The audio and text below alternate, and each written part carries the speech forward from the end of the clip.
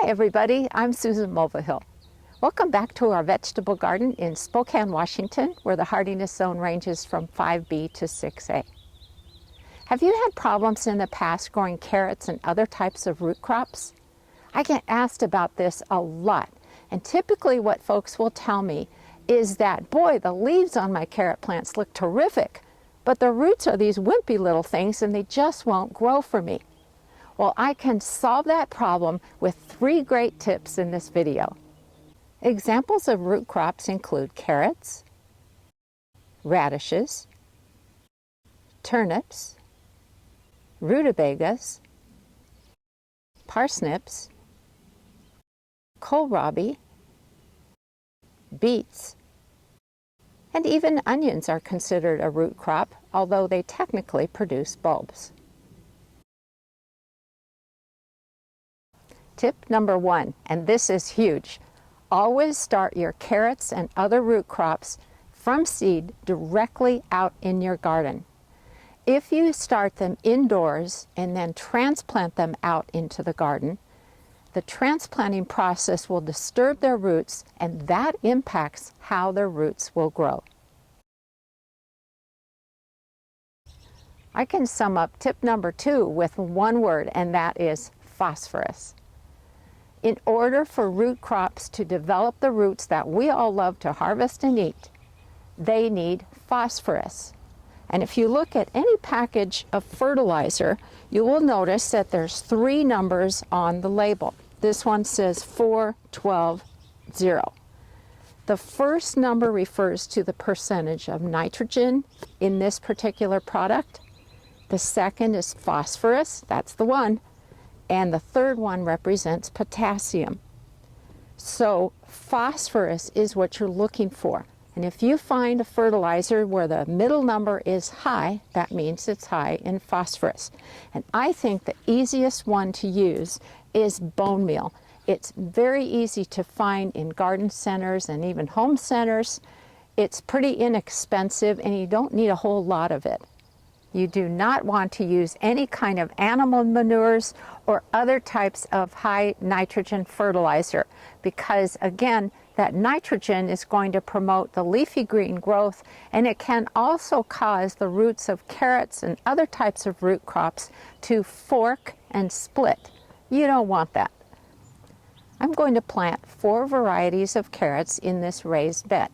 The bed is 3 feet wide by 8 feet long, so 24 square feet. But if we fudge a little and give it an extra foot, that makes it easier to work with mathematically. So let's say it's 25 square feet. Most boxes of fertilizer will give you the proportions to add to your bed based on 100 square feet. So in my case, I need to look at the label, which says add 2.5 pounds to 100 square feet and divide that by 4. And what I've come up with is 1/2 pound to add to this bed, or 8 ounces. So I packaged that up in a plastic container, and that's what I'm going to sprinkle into the soil now. All right, so I gently pre-loosened the top few inches of the soil, and when I do it, I just use this spading fork. You could use a shovel, an iron rake, or something like that. I'm not turning over the soil because there's different layers within the soil that different types of beneficial insects and other microorganisms live at and function at. I don't want to disturb them, but I am just loosening it a little bit.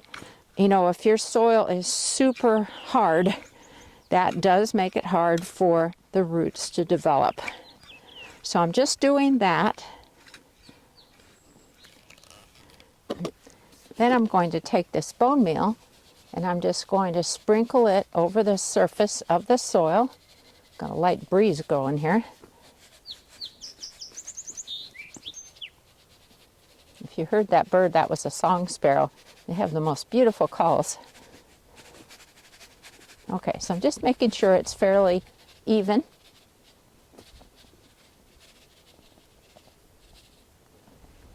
Then I'll take this iron rake And I'm just going to incorporate it into the top about 2 inches of soil.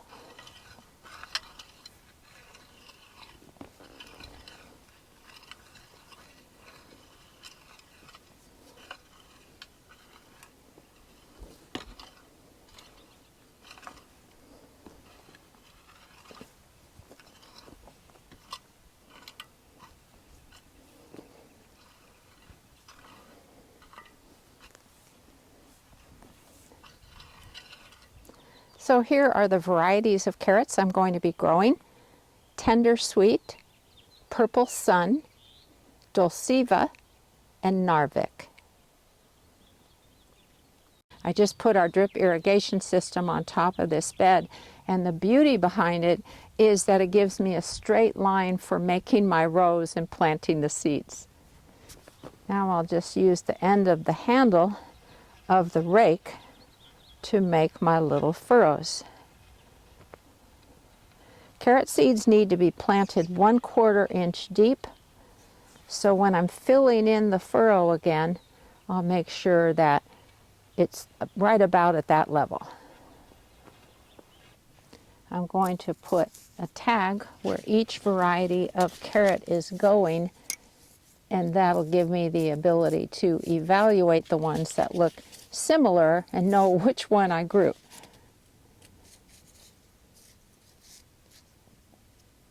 Here's what carrot seeds look like, just in case you're curious. They're fairly small, usually some shade of tan or brown.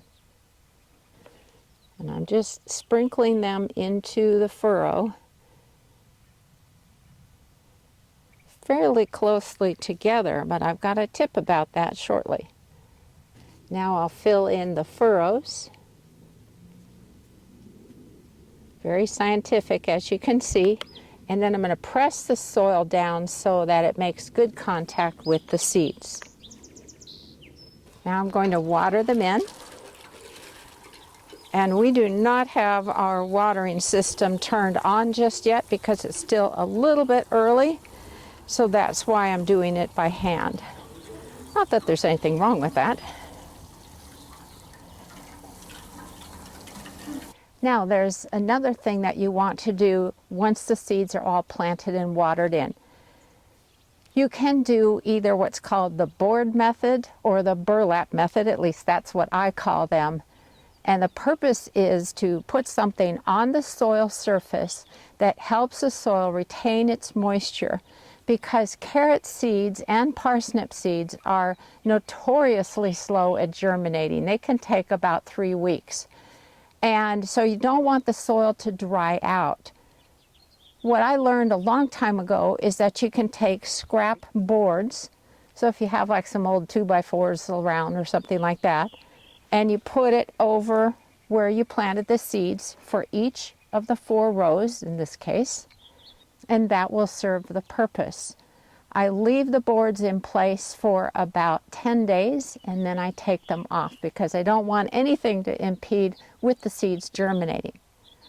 But I have a newer method that I've been using for the last couple of years and I really like it, so I want to show you that next. So it's the burlap method. What I did is I went to Joann Fabrics, and I realized they're going out of business, but some type of a fabric or craft store. And I bought a long piece of burlap that's wide enough for this bed and long enough for it.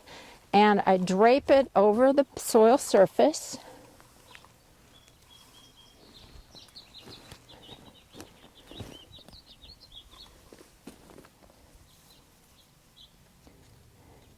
And then I've got some metal pins, and I just use them to hold the burlap in place, because you can see how something as lightweight as this would blow off in the wind.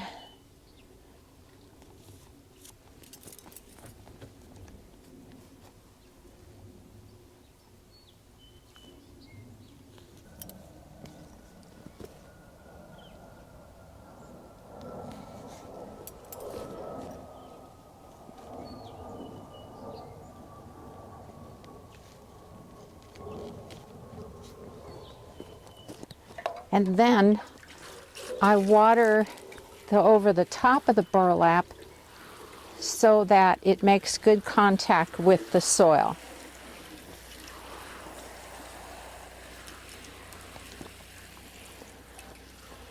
The great thing is you can use this burlap over and over and over again. This is either my 3rd or 4th year using it, and it's still holding up.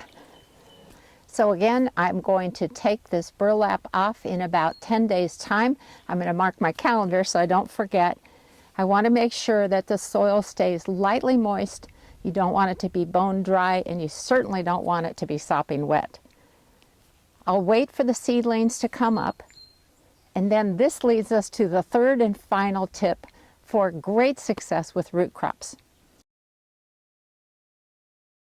When your seedlings are about 3 inches tall, you want to thin them to about a 3-inch spacing within each row. That means, unfortunately, pulling up the ones that are in the way. And you cannot replant them, or you should not replant them, because again, they don't like to have their roots disturbed, and so you would have disappointing results with the ones that you tried to transplant elsewhere. So 3-inch spacing, that gives them plenty of room to grow nice roots for you. I hope this video was helpful, and I do hope I'm going to hear from a whole bunch of you near the end of the season saying, I got the best carrot harvest ever and the best root crop results. Thanks so much for watching today, everybody. Happy gardening.